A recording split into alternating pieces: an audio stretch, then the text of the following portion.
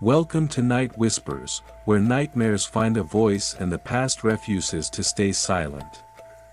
Tonight, we bring you The House That Waited, a chilling tale of a colonial home abandoned for centuries, yet still alive in ways no one can explain. Settle in, dim the lights, and listen closely, because some houses don't wait for visitors. They wait for you. Every American town has its haunted house, the kind kids dare each other to run past, the kind neighbors whisper about after dark. Most of them are just stories, rotting wood, broken windows, shadows that stretch too long, but some houses feel different. Heavy. Watchful. Alive. On the edge of a small New England town, there's one like that. Built in the 1700s, abandoned since the Revolution, and yet every night, candles glow in its windows. No one dares to go inside. No one dares to claim it. Some say the family who built it never truly left. Others whisper that soldiers disappeared inside during the war, their boots still echoing across the halls. A few claim the house doesn't just haunt, it waits. That I've stood at its gate. I've felt the weight of eyes behind the glass. And once, just once, I swore I heard my own name whispered from the attic. This isn't just a house, that it's a door that never closed, and if you choose to listen tonight, remember, once you know about the house that waited, it knows about you. They told me not to go near it. Every person I spoke to in town, whether it was the waitress at the diner, the old man leaning on his cane outside the general store, or the teenager stocking shelves at the gas station, they all said the same thing: don't mess with that house. The house that waited. That's what they called it. No street address, no fancy name carved into stone.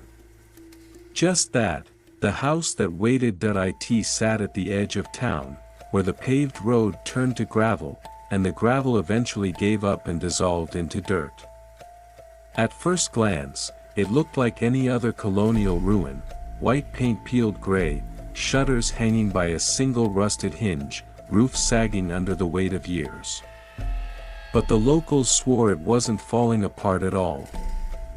They said the house shifted. That if you stared long enough, the angles didn't line up. That the windows weren't as empty as they looked. That I laughed it off, of course. That's what I do. My channel, Truth Tracker, is built on tearing down legends like this. Haunted mansions, cursed cemeteries, bridges where you supposedly hear the cries of lost children. I've been to dozens. And each time, I left with nothing but shaky footage, a couple of cheap jump scares, and a paycheck. This place. Just another ghost story to add to the list. Or at least, that's what I thought, the first time I mentioned it at the diner. Forks clattered against plates. The waitress, Sandy, leaned down close enough that I could smell the stale coffee on her breath. Don't go, she whispered. We've lost enough people already. Lost how? I asked, half smirking, notebook ready. She didn't answer. She just looked past me, toward the window, where the hills rolled away into shadow. At the gas station later, I pushed again. So what's the deal with the house? I asked the kid at the counter. He froze with a candy bar in his hand. What house? The old colonial. End of Old Mill Road. His throat bobbed. He put the candy bar down without ringing it up. You shouldn't say its name out loud. That was the pattern. Everyone knew. No one talked. The more they avoided it, the hungrier I got, which is how I ended up at Murphy's Tavern that night. Small town bar, sticky floors, neon signs buzzing in the corner. After a couple of drinks, I started asking questions. By the third round, one man finally answered. You want to know about the house? He said, slamming his beer down. Go see it yourself. I dare you. The whole place went quiet. All those tired faces turned toward me. That it wasn't just a dare. It was a sentence. The next morning, I packed my gear, camera, audio recorder, flashlight, extra batteries. I told myself it was routine. Another shoot, another debunk. Easy money, but something felt different this time. When I drove down Old Mill Road, the sky seemed heavier, the air colder. Even the trees leaned away from that stretch of dirt, like they didn't want to be caught too close, and then I saw it. The house that it rose from the hill like a jawbone, sharp and crooked against the horizon. Paint weathered, windows clouded, roofline bent. And yet, it didn't look broken. It looked alert. Like a face half turned, listening. That I cut the engine and sat there, gripping the wheel. The air smelled like iron, like a storm was brewing, though the sky above was clear, and that's when I saw them. Candles. In the upstairs windows, two faint flames flickered. Impossible in daylight, and yet, there they were, steady, waiting. The locals were right. That it wasn't abandoned, not really, and I had just accepted the dare. Every legend has roots. And in small towns, roots grow deep. After my first night parked outside that house, I couldn't sleep. Not because of the candles, that was bad enough, but because I kept hearing what the locals had not said. The silences between their words. The way their eyes shifted when I asked questions. So I went looking. The town library was a squat brick building with creaky wooden floors and the smell of dust trapped under fluorescent lights. The local history section was buried in the back, a few shelves of cracked spines and forgotten binders. That I asked the librarian if they had anything on the house at the end of Old Mill Road, her lips pressed together. "We don't check those books out," she said. "If you read them here." That was the first warning. The second was the book she slid across the desk. A brittle volume, cover eaten by time. The title had almost worn away, but I could still make it out. The Caldwell Estate, 1762-1779. The Caldwell family. That's where it started. According to the records, Jonathan Caldwell built the house in 1762. He wasn't just wealthy, he was untouchable. The Caldwells traded in timber, iron, and whispers. Loyal to the British Crown, yet somehow always friendly with the Patriots too. They played both sides, and both sides hated them for it. The house was meant to be their fortress. A symbol of permanence. A declaration that while nations might change, they would endure, but endurance has a cost. The book didn't say much about the Revolutionary years, only that the Caldwells stopped appearing in town records after 1779. No deaths were listed. No graves in the cemetery. They were there one day, and gone the next, gone, except for the house. That I dug deeper, pulling newspapers from the 1800s, town journals, anything I could find. Every generation had its story about the estate. That in 1824, two boys dared each other to spend the night inside. Only one came back. He never spoke again, not a single word, until the day he died. That in 1903, a group of farmhands tried to tear the place down for lumber. Their axes splintered on the wood. The next morning, all three were found wandering the fields barefoot, muttering about a banquet they could never leave. In 1968, a college student wrote her thesis on the psychology of haunted houses. She vanished after her first night of research. Her tape recorder was found at the front gate, still running. The tape was nothing but whispers. Every decade, the house pulled someone in. And every decade, the town grew quieter about it, but the most chilling account wasn't in a book. It was a letter, tucked into the back of a journal from 1779, written in spidery ink that had faded to brown. No signature. No date. Just words, "The bargain is struck. They will come for us, but the house will keep us. We give it our breath, our blood, our voices. We give it all. In return, we are never gone. We will wait. We will wait until called." The page ended there. I stared at it for a long time, my skin crawling. The Caldwells hadn't vanished.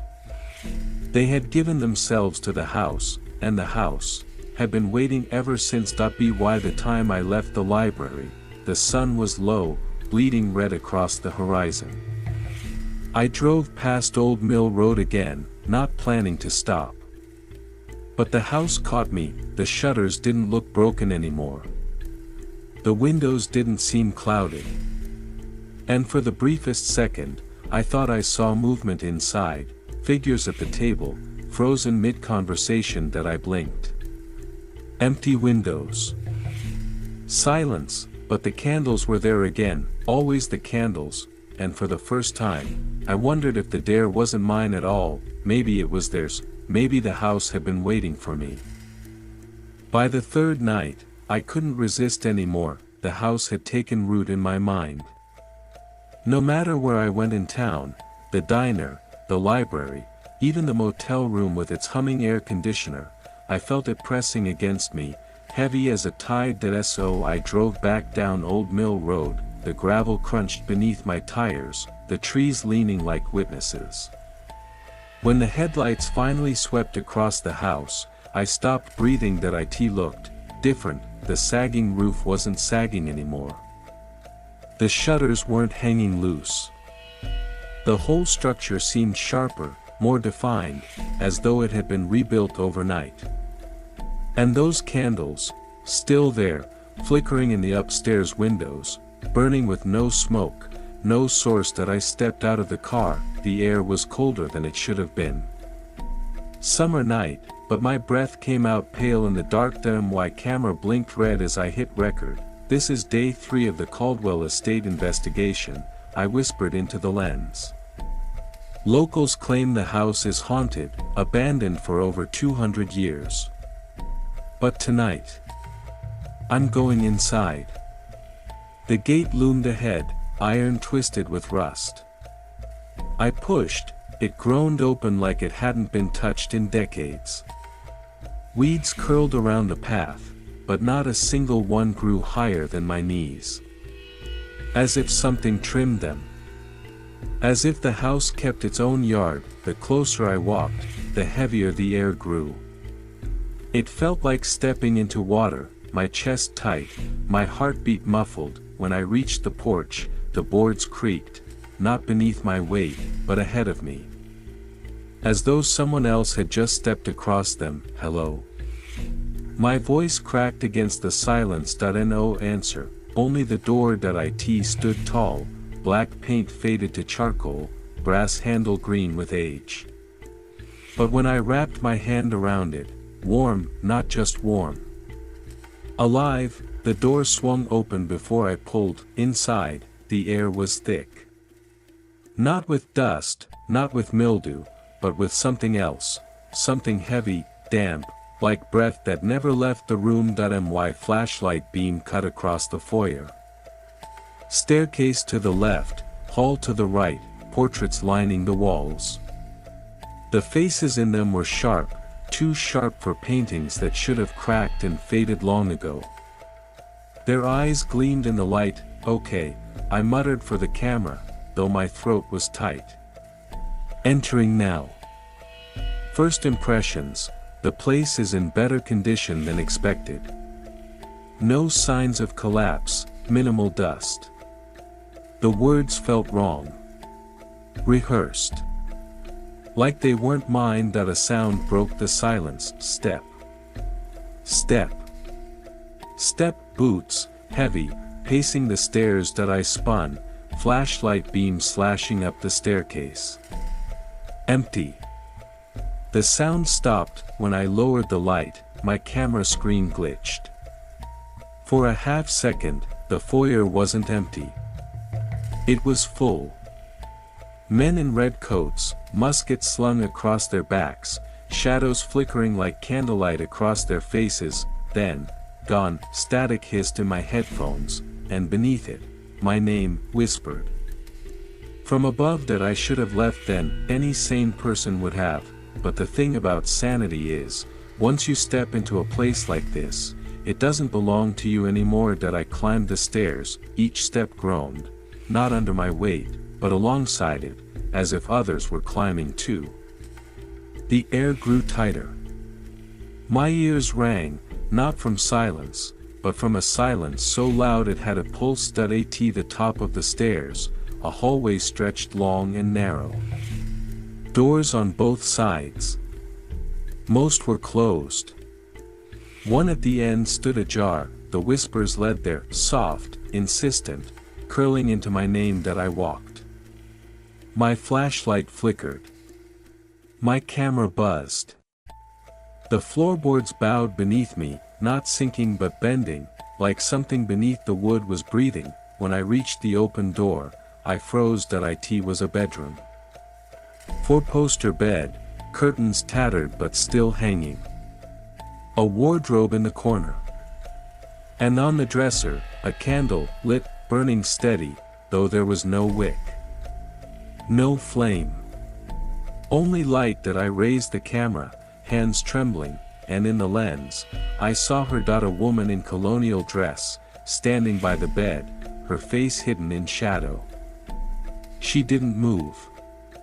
Didn't breathe. When I lowered the camera, gone, but the candle still burned. That I stumbled back, heart hammering, camera slipping in my hand, and then I heard it, behind me, in the hall, step. Step.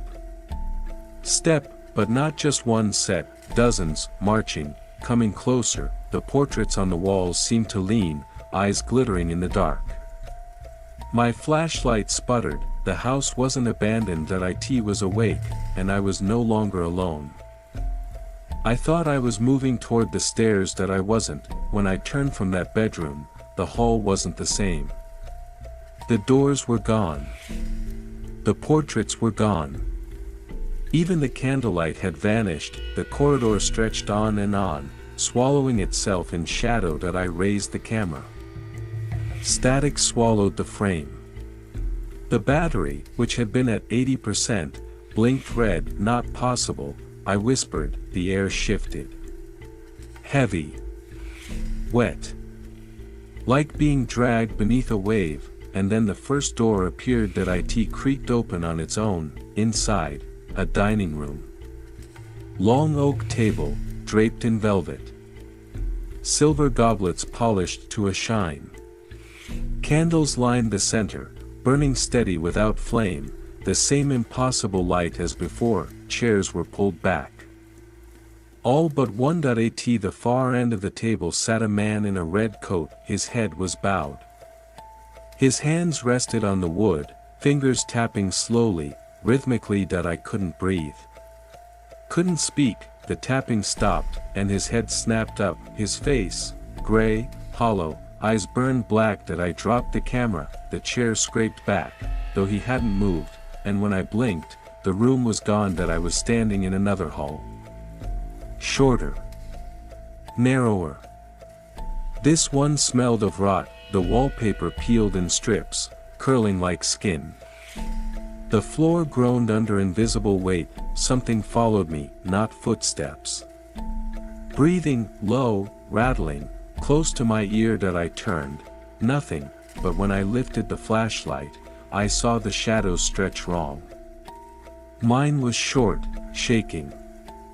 Another stretched tall, thin, standing perfectly still. Not real, I muttered. Not real. But the shadow raised its arm, and the wall behind me opened. A library, the smell of leather and ash. Shelves stretching floor to ceiling, crammed with books that shouldn't have survived 2 centuries. That I stepped inside, heart hammering. The door shut behind me. The silence here was crushing. That I pulled a book at random. Its cover was blank, pages yellowed. But when I opened it, the words swam into focus: September 14th, 1781. They came at night. We heard the drums, the muskets, the screams. They said the house would keep us safe. But the house lies. My blood froze as I turned the page. We are not alone here. The rooms move. The walls change. The doors close but don't open.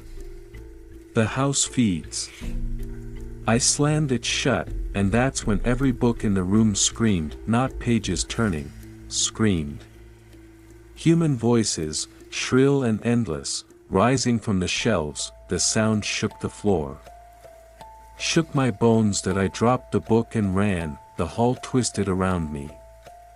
Doors slammed open, then shut. One moment I was in a parlor, fireplace glowing with blue flame. The next, a child's nursery, rocking horse swaying though no one touched it. Then a cellar, damp and dripping, chains clinking in the dark. The house wasn't showing me rooms that it was showing me its stomach, and I was already inside the it last. I stumbled through a door that stayed, the foyer again. The staircase stood before me, exactly where it had been when I first entered. My camera dangled useless at my side. It screamed dead that I told myself I'd leave. That I'd walk out, drive away, never return. But when I turned toward the front door, it wasn't there, only wall. The house had shut its mouth, and I was trapped. The silence was worse than the screams. The library had vanished.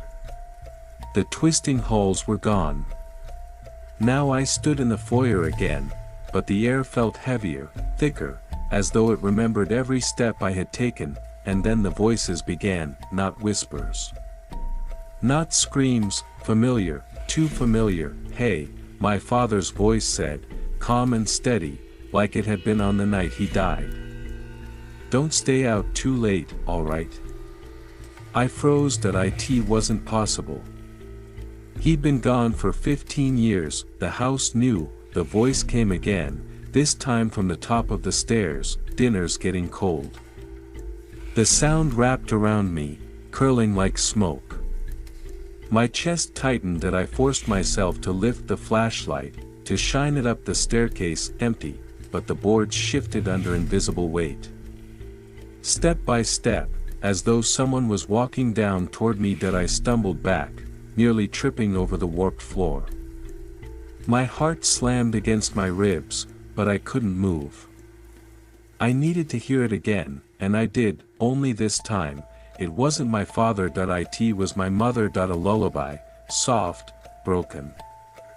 The same one she used to hum when I couldn't sleep. The tune floated down the hall, echoing through rooms that shouldn't exist, but my mother wasn't here. My mother had never been here. The camera flickered back to life. Though I hadn't touched it, its screen glowed with static. Beneath the static, shapes formed, faces I knew. My childhood home. My mother's smile. My father's hand on my shoulder. The images bled, warped, twisted. Their mouth stretched too wide. Their eyes went dark, and then the screen turned black. Only 3 words appeared: we remember you. The air shifted. When I looked up from the camera, the foyer was gone again. Now I stood in a parlor. A fire burned in the hearth, though it gave off no heat. Above it, a portrait hung. Them my family, not just them. Me, sitting in the center, painted in oils, wearing clothes I'd never worn. My eyes in the portrait followed me, sharper than glass, darker than night. That I stumbled closer. The paint shimmered, like wet canvas, and then the figures in the painting blinked. The fire roared. Shadows stretched across the walls. The voices returned, all at once, layered over one another. My father. My mother. Friends I hadn't spoken to in years. Teachers. Strangers, some alive. Some dead, all speaking in unison. Your home. The words rattled through the floorboards, up my spine, into my skull that I clamped my hands over my ears, but the sound was inside me now. The portrait figures leaned forward. Their mouths opened. Their voices joined the rest. "You're home." I screamed. The house didn't care. The parlor door slammed behind me, the fire snuffed out that I was alone in the dark, and for the first time, I realized the truth. The house wasn't showing me ghosts, that it was showing me myself. The dark wasn't empty, that I felt it moving, thick, heavy, like smoke that wanted lungs. It pressed against my skin, slid into my ears, filled my mouth. The flashlight sputtered, caught once, then died. For a heartbeat, I was blind. Then the shadows began to glow, not with light, never with light. With shape, men in coats, women in gowns, children clutching toys. Dozens of them, their edges sharp as broken glass, their faces hollowed into nothing. They weren't standing still, they were circling me. That I backed up, my heels scraping wood. The parlor walls stretched wider, making room for them. The house wanted me here. It wanted me to see. One figure stepped forward. A man in a soldier's coat, buttons glinting faintly as though they remembered fire. That he lifted his hand. Not toward me, past me. That I turned. The portrait above the fireplace had changed. My face wasn't calm anymore. That it was screaming. That I tried to run. The floor didn't let me. Boards curled upward like fingers, splinters driving into my shoes, holding me in place. The shadows closed in tighter. Their whispers rose. Not words, breath. The sound of lungs that never emptied. That I lifted the camera, desperate, shaking, through the lens. The shadows weren't shadows, they were solid. The soldier's face clear. Blood dripping down his cheek, musket wound torn through his chest. The woman beside him, her throat slashed. The child, his toys soaked in dark stains. They were the house's collection, not ghosts. Not echoes, residents. Why me? My voice cracked, pitiful against the weight of silence. What do you want? The soldier stepped closer, and in a voice like gravel dragged through water, he answered, "You." The words shook the walls. The shadows surged forward, their faces splitting wide, black mouths opening too far, too deep. That I screamed, tearing free of the floorboards, stumbling back into the hall.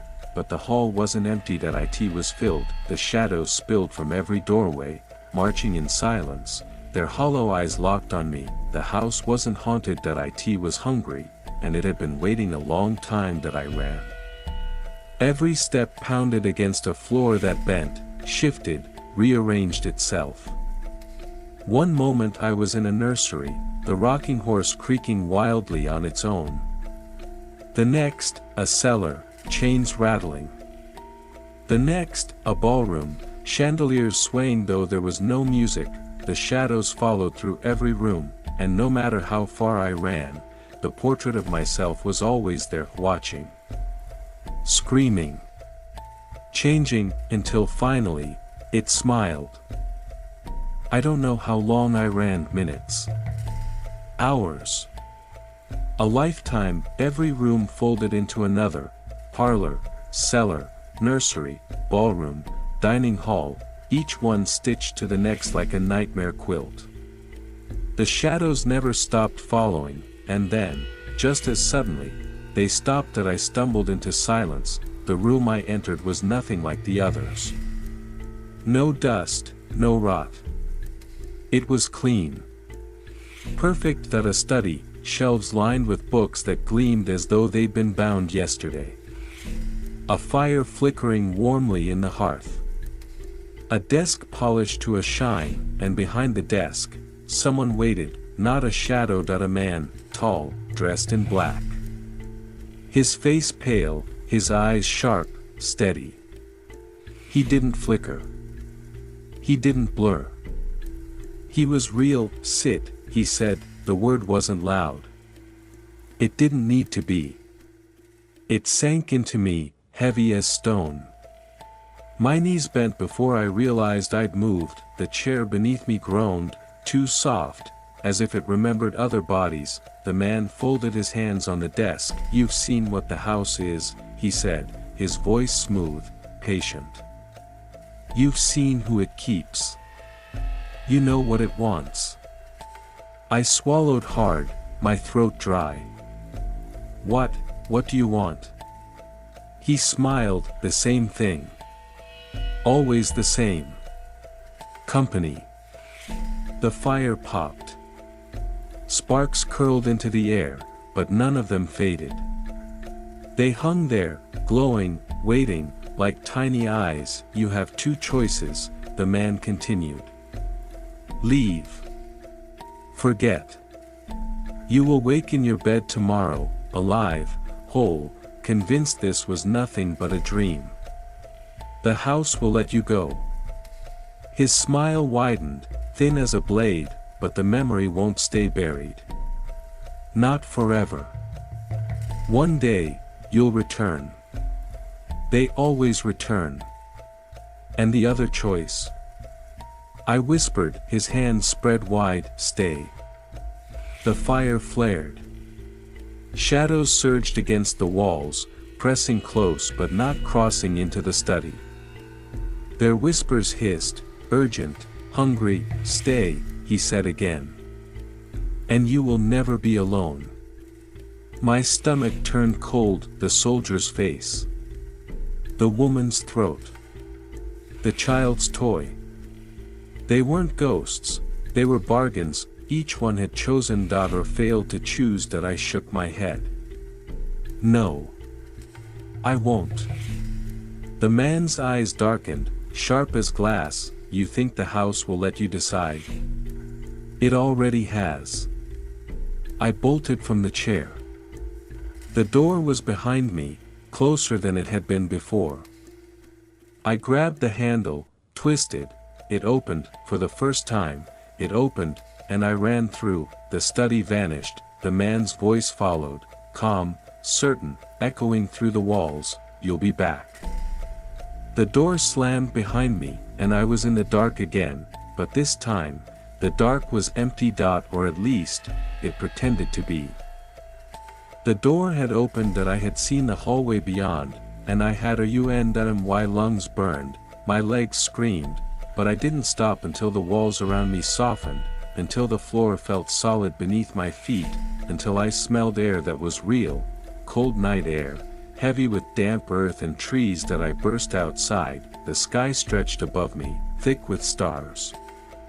The gravel drive crunched under my shoes. My car sat waiting, headlights dark, metal glinting in the moonlight. That I laughed, ragged, broken, but real. That I was free. That I threw myself into the driver's seat. The key turned in the ignition. The engine roared.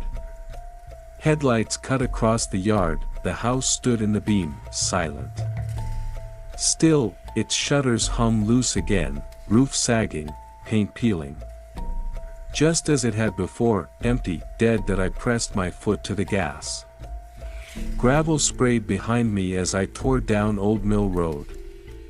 The house shrank in the rearview mirror until it was nothing more than a smudge against the trees. That I laughed again, too loud. Too hard. My throat ached with it, but I was alive. Town lights appeared in the distance. That I pulled into the motel lot, shaking as I killed the engine. The neon sign buzzed overhead. A Coke machine hummed by the office door. Everything normal. Everything fine. That I stumbled into my room, dropped my keys on the nightstand, and collapsed onto the bed. Exhaustion dragged at my bones. For the first time in days, I slept. When I woke, sunlight streamed through the blinds. The clock read 9:17 a.m. Birds chirped outside. Cars rumbled down the street. That it was over. I sat up, rubbing my eyes, the relief almost painful. I laughed again, softer this time, and swung my legs to the floor. That's when I saw it, the carpet, old, patterned, burgundy and gold, not the motel carpet, the house's carpet. That I froze. My chest hollowed. Slowly, I lifted my eyes. The blinds weren't blinds, they were curtains.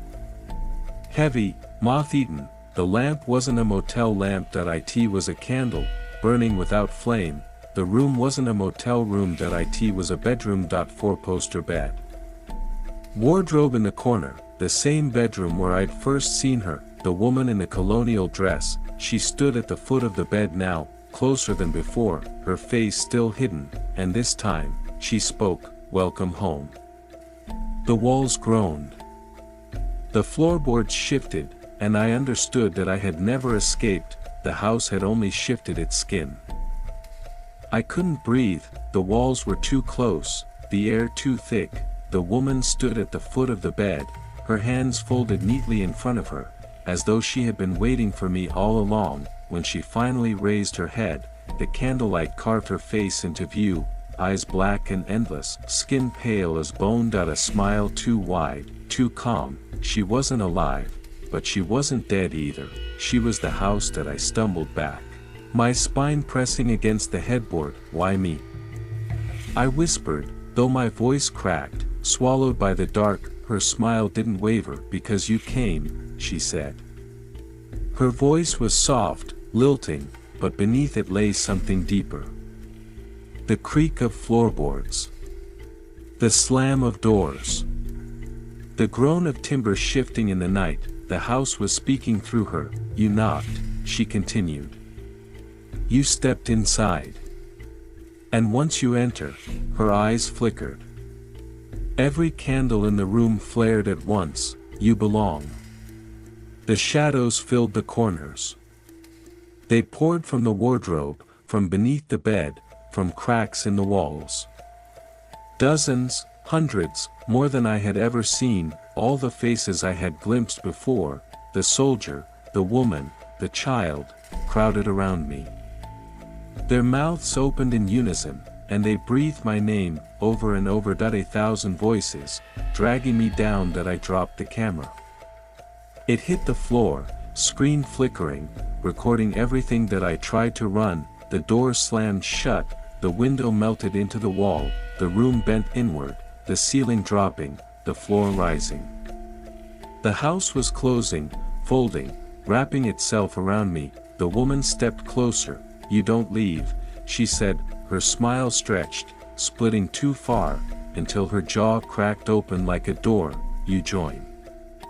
The shadows surged, hands cold as stone clamped onto my arms, my chest, my throat. My scream ripped out, torn away, swallowed by the chorus of voices. The woman leaned close, her breath colder than the grave, and in the last moment before the dark consumed me, she whispered, "We waited for you." When the camera hit the floor, the feed didn't die. It kept recording. The last image it captured was the bedroom empty. No man.